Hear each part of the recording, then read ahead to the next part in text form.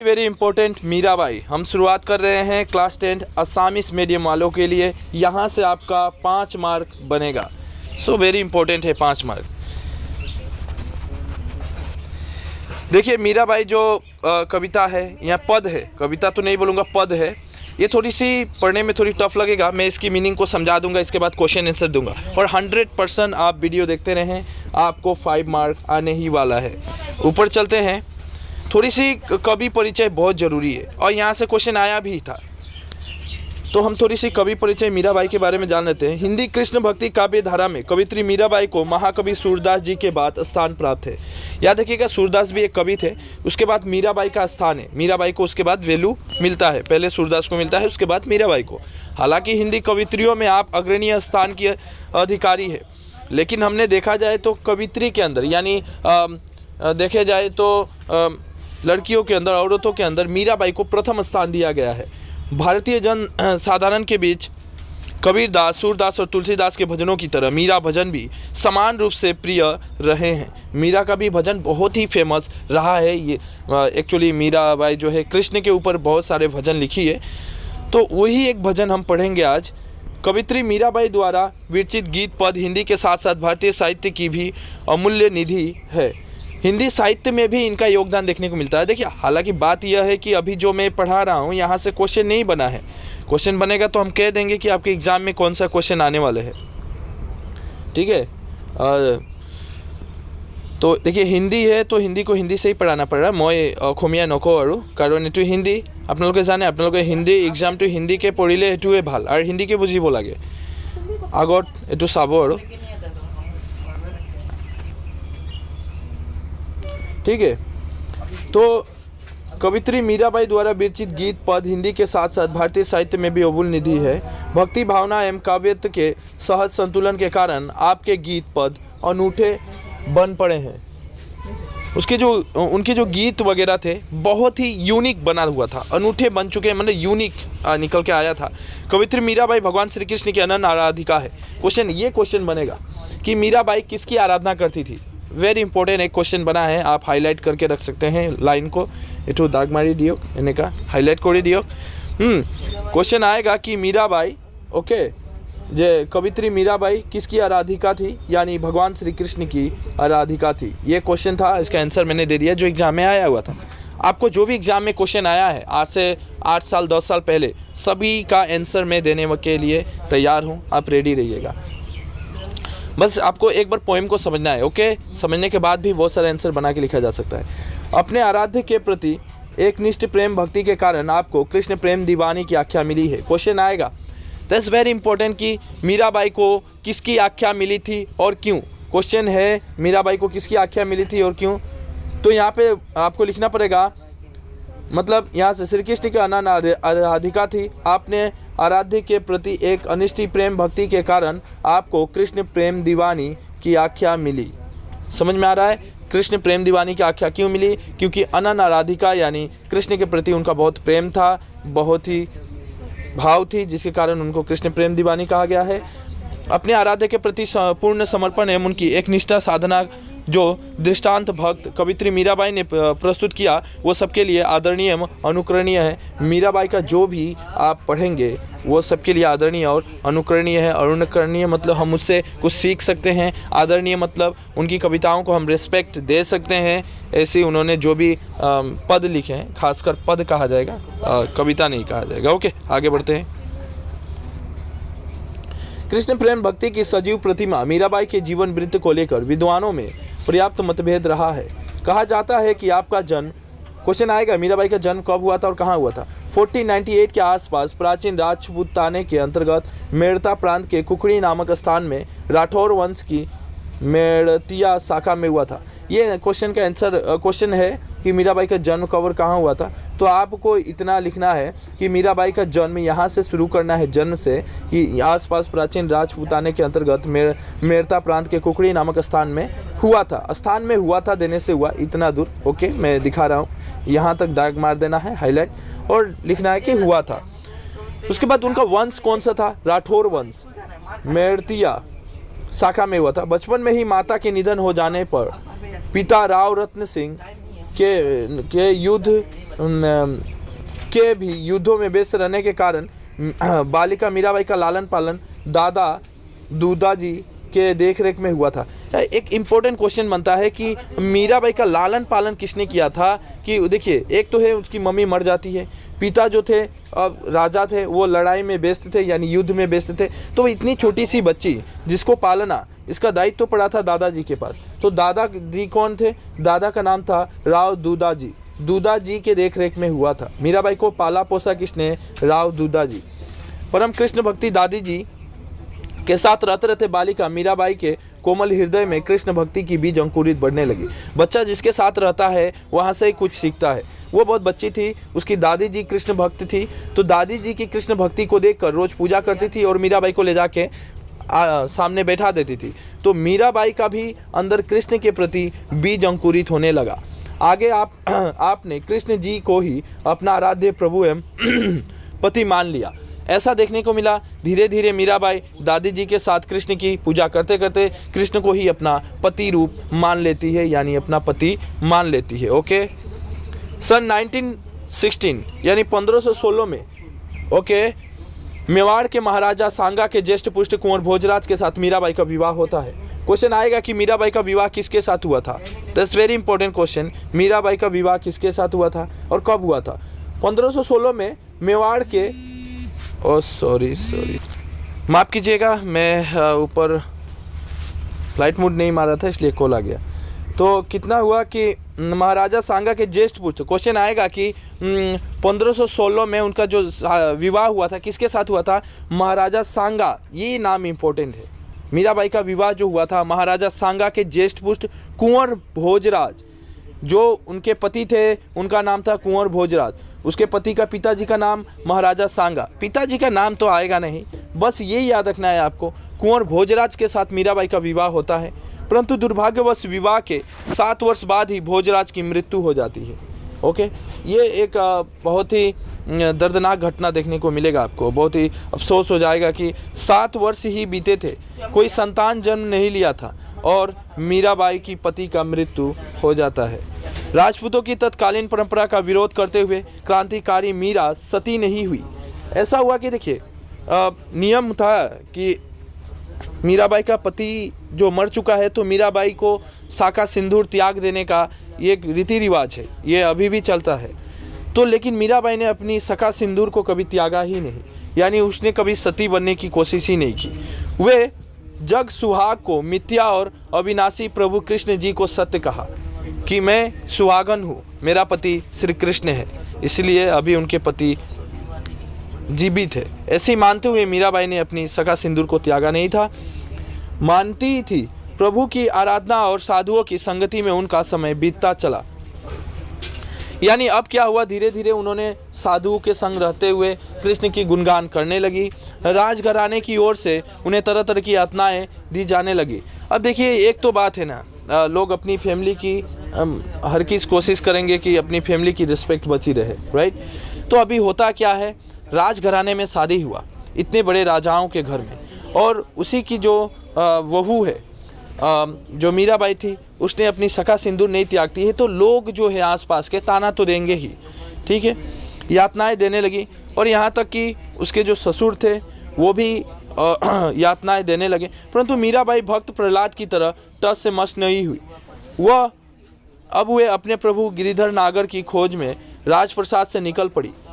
अब बाद में ताना सुनते सुनते मारपीट सहते सहते एक दिन क्या करती है मीराबाई, घर से निकल जाती है और मंदिरों में स्थान ले लेती है साधु संतों के साथ। साधु संतों के साथ घूमते घूमते और अपने प्रभु को रिझाने के लिए नाचते गाते मीराबाई अंत में द्वारका धाम पहुंची। आखिरकार जो लास्ट देखने को मिलता है, लास्ट पहुंचती है द्वारिका में मीराबाई मंदिरों में। प्रसिद्ध है कि वह वहाँ श्री रणछोड़ जी के मंदिर में अपने प्रभु गिरधर गोपाल का भजन कीर्तन करते करते सन 1546 के आसपास में वे भगवान की मूर्ति में सदा के लिए विलीन हो गई। That's very important. मीराबाई की मृत्यु कब और कहाँ होता है, क्वेश्चन बनेगा। तो रणछोड़ जी के मंदिरों में, रणछोड़ जी का मंदिर था द्वारका में, द्वारका धाम जाइएगा तो वहाँ पे मिलेगा। तो इस मंदिरों में जाकर वो कीर्तन करते करते एक दिन उस समय सन कितना चल रहा होता है 1546 में, उसके आसपास में ही भगवान की मूर्ति में सदा के लिए विलीन हो गई, यानी मृत्यु हो जाती है। कवित्री मीराबाई की रचनाओं में प्रामाणिकता की दृष्टि से कृष्ण भक्ति परक लगभग 200 फुटकर पद ही विशेष रूप से उल्लेखनीय है। यह फुटकर पद मीराबाई की पदावली नाम से प्रसिद्ध है। क्वेश्चन आएगा एग्जाम में, वेरी इंपॉर्टेंट, आपको हाईलाइट करना है। मीराबाई की सभी पदों को क्या नाम दिया गया है? पदावली। मीराबाई की पदावली क्वेश्चन आया हुआ था। ओके, ये पद कवित्री मीराबाई के कृष्ण भक्तिमय हृदय के स्वस्थ उद्गार है। वैसे तो उन्होंने मुख्य रूप से हिंदी की उपभाषा राजस्थानी में काव्य रचना की है। देखा जाए तो मीराबाई की जो भाषा थी वो उपभाषा राजस्थानी थी। ओके, परंतु मीराबाई की जितने भी पद आप पढ़ेंगे उसमें आपको कुछ खिचड़ी मिलेगा, देखने को मिलेगा। ब्रज की भाषा, खड़ी बोली, पंजाबी, गुजराती आदि कई भाषाओं के शब्द आपको मिलेंगे। शब्द वहाँ पे मिल जाते हैं। कृष्ण प्रेम माधुरी, सहज अभिव्यक्ति और सांगीति लय के मिलन से कवित्री मीराबाई के पद त्रिवेदी संगम के समान पावन एवं महत्वपूर्ण बन पड़े हैं। बहुत ही इंपॉर्टेंट बात यहाँ पे कही गई है, मतलब बहुत ही फेमस रहा है उनकी जो भी पद रहा है।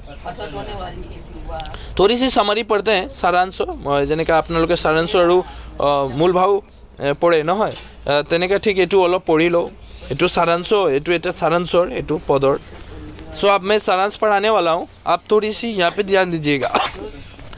थोड़ी सी धैर्य बनाए रखें, एग्जाम सामने है और सब एक चांस में मैं ख़त्म करूँगा। पत्र शीर्षक के अंतर्गत संकलित प्रथम पद में आराध्य प्रभु श्री कृष्ण श्री चरणों में कवित्री मीराबाई के पूर्ण समर्पण का भाव व्यतीत हुआ है। कि पहला पद हम जब पढ़ेंगे, फर्स्ट स्टेंजा बोला जाता है ना इंग्लिश में, स्टेंजा। स्टेंजा में हमको ये देखने को मिलेगा मीराबाई अपने आप को पूरा समर्पण कर देती है, त्याग देती है कृष्ण के प्रति। वे कहती है कि मैं तो गोपाल जी की चरणों में ही शरण में आई हूँ।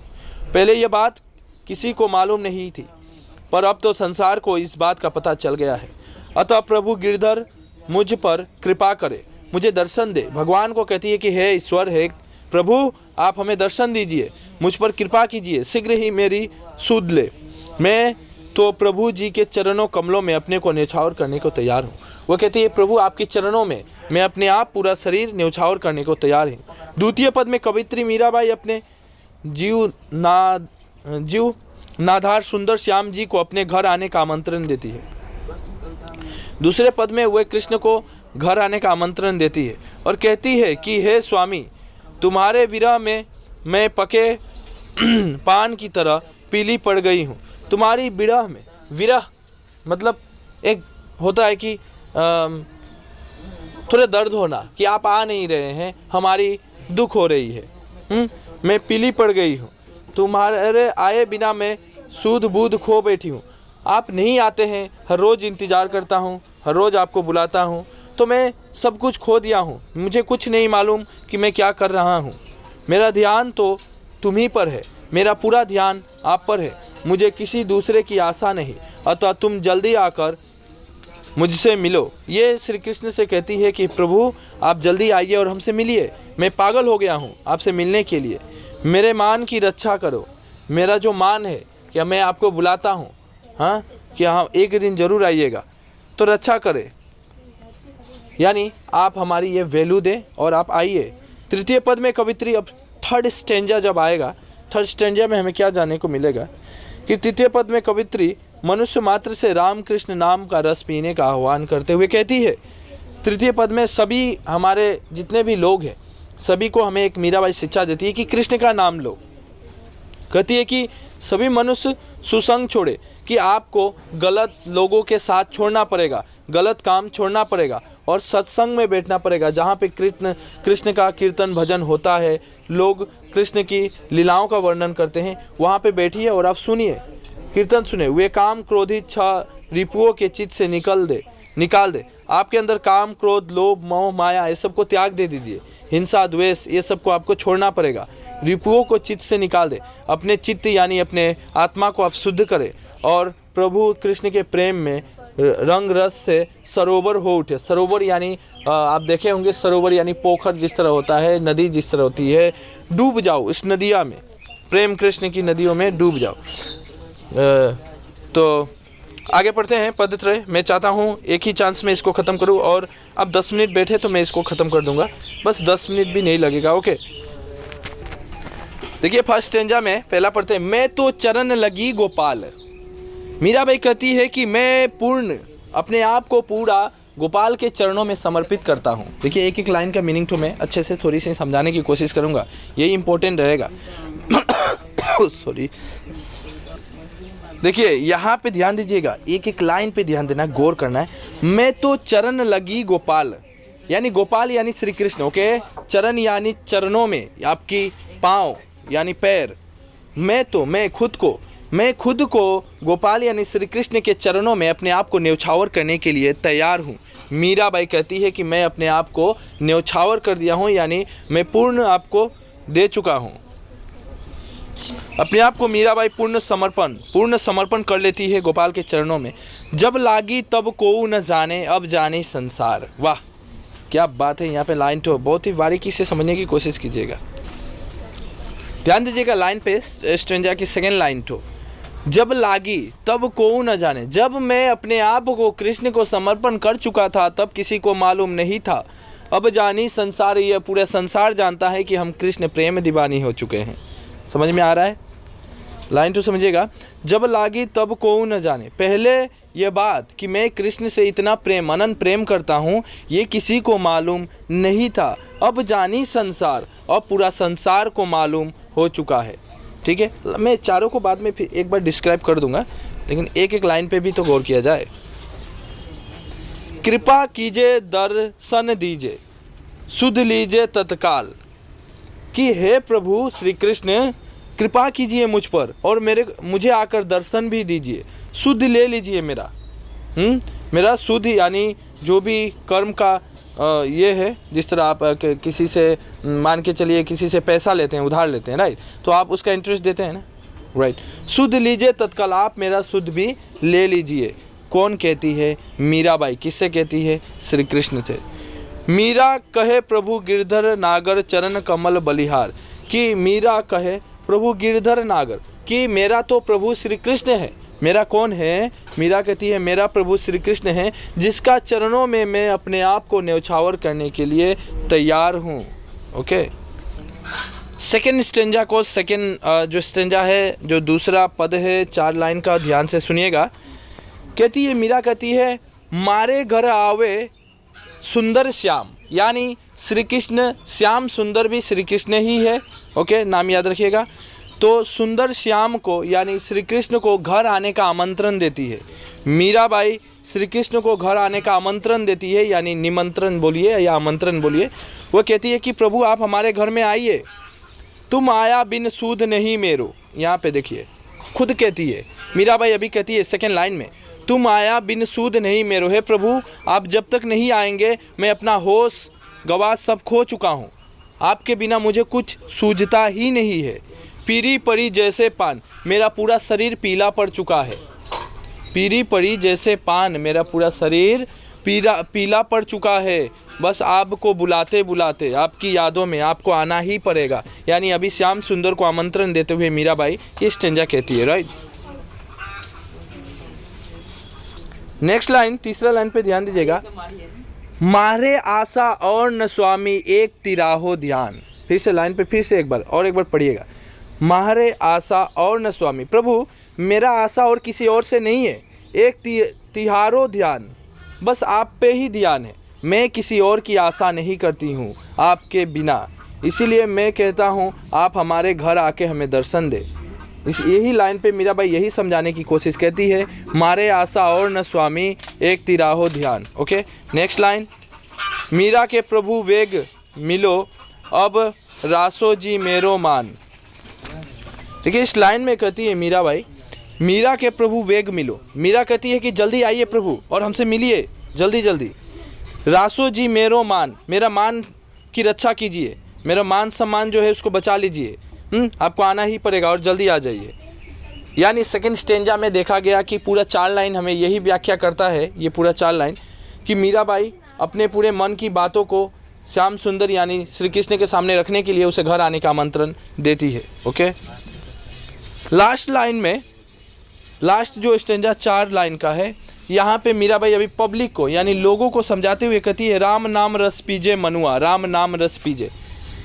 कहती है कि सभी को राम का नाम के रस पीना चाहिए, यानी राम का नाम लेने का आह्वान करती है मीराबाई। सभी लोगों को यह अनुग्रह करती है और सिखाती है कि देखिए आपको श्री राम का नाम लेना है।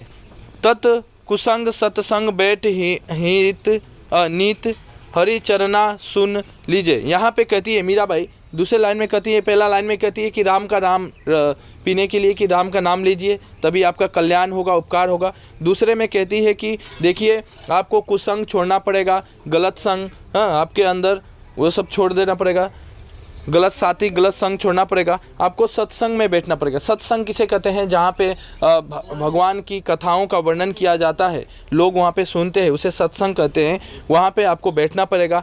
हरि की चर्चा सुन लीजिए, हरि की चर्चा। और वहाँ पे हरि यानी श्री कृष्ण की जो चर्चाएं सुनाई जाती है सत्संग में, देखिएगा साधु संत लोग सुनाते हैं, तो वहाँ पे जाइए, बैठिए और वहाँ पे जो साधु संत लोग सुना रहे हैं भगवान की कथाओं का वर्णन, उसको सुनिए, उससे भी आपकी कल्याण होगी।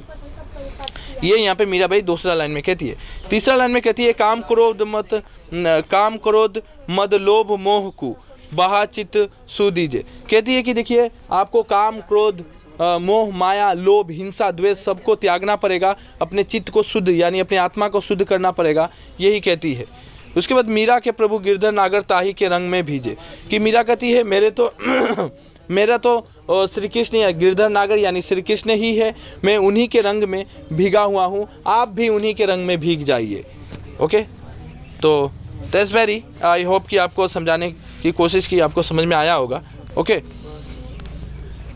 बाय द वे अगर समझ में आया है तो अब आती है क्वेश्चन आंसर की विधि, राइट। अब 20 मिनट में अगर एक पूरा समझा दिया जाए, इससे बेहतर और क्या हो सकता है। अब रही बात क्वेश्चन आंसर की, क्वेश्चन आंसर मैं दूंगा जो आपका एग्जाम में आया है, कई बार आया है, बार बार आया है। आपको एक डेमो दिखाता हूँ। ओके, देखिए डेमो के तौर पे ये देख सकते हैं, हम सिलेक्शन करके देंगे जिससे मीराबाई ने मनुष्य को क्या उपदेश दिया था। ये 2017 HSLC के एग्जाम में आया हुआ था। उसके बाद मीराबाई ने ताही के रंग में भीजे के जरिए क्या उपदेश दिया था, 2019 के एग्जाम में आया है। फिर आप देख सकते हैं राम नाम रस पीने के लिए मीराबाई क्यों आह्वान करती है, 2020 के एग्जाम में आया है। तो आई होप कि आपको डेमो समझ में आ गया कि सिर्फ यही नहीं है, बहुत सारा है इस तरह, आपको सिलेक्शन करके दूंगा और वही एग्जाम में आएगा। बाय द वे वीडियो अच्छी लगी तो लाइक और शेयर जरूर कीजिएगा, ठीक है। अपने दोस्तों को जरूर शेयर कीजिएगा। लाइक करने से मैं सब इस तरह के क्वेश्चन आंसर सिलेक्शन करके दूंगा जो एग्जाम में आएगा और आपको लेटर मार्क आएगा ही आएगा। 85 95 लाना कोई बड़ी बात नहीं है।